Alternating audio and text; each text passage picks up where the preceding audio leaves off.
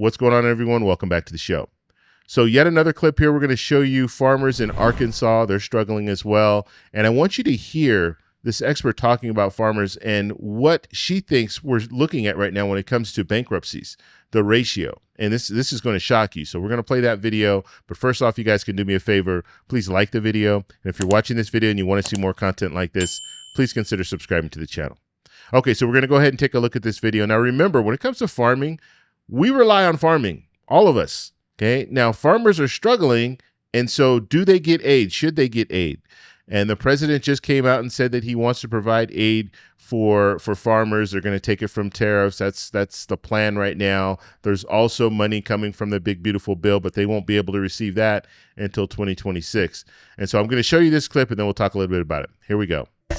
All across Arkansas, farmers say they are facing an agricultural crisis. Rising costs, market pressures have left many growers in dire need of support. And THV 11's Maya Ellison relays their calls for help.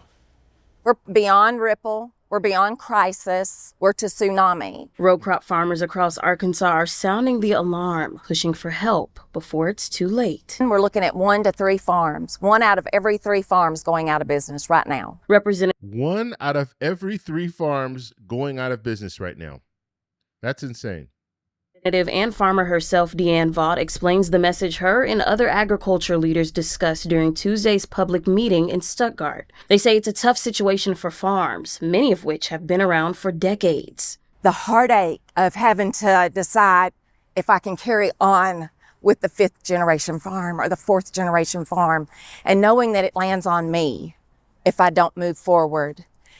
That is a lot for a farmer to carry on their shoulders. Now, despite a recent report from the U of A Systems Division of Agriculture showing net farm income expected to rise 22% this year, experts like Jeremy Ross say the math on the ground tells a different story. You get $10 and you harvest a 55 bushel crop, that's $550, and it costs you $580 to put that in, then you're $30 in the hole. Meaning many farmers are operating at a loss with debts that carry over year to year. The truth is, it doesn't really matter what you grow.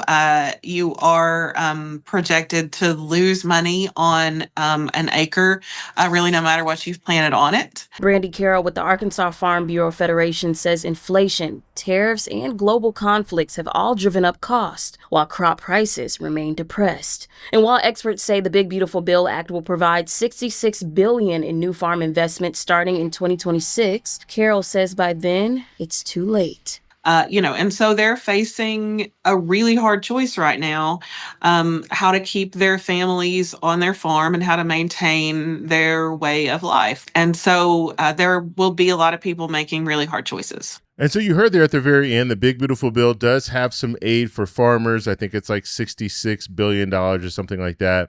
But that won't kick in until 2026.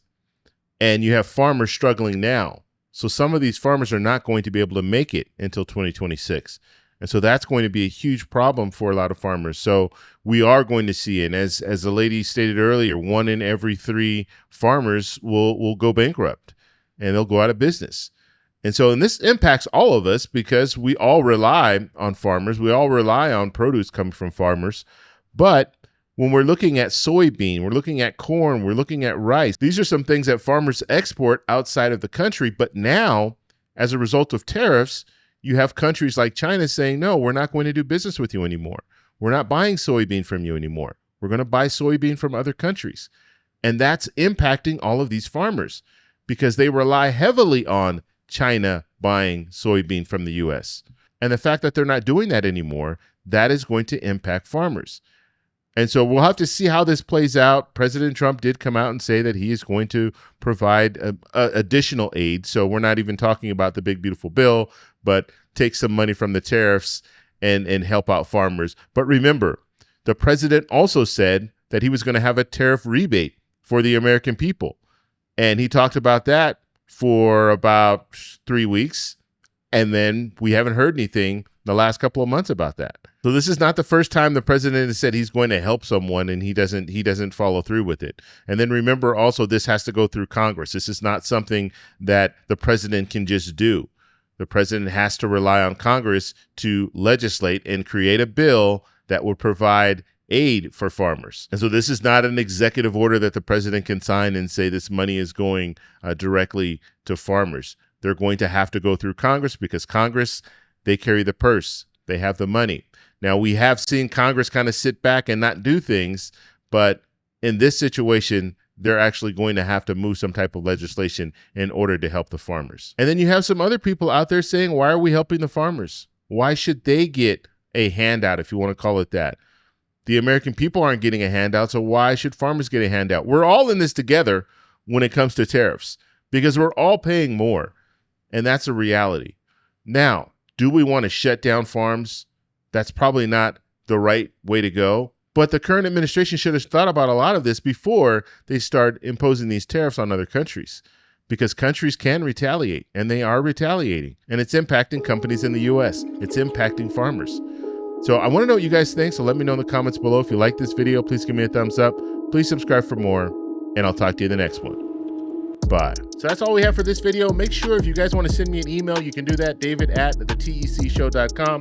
Like the video, subscribe for more, and check out these videos over here for some more great content. Talk to you later. Bye.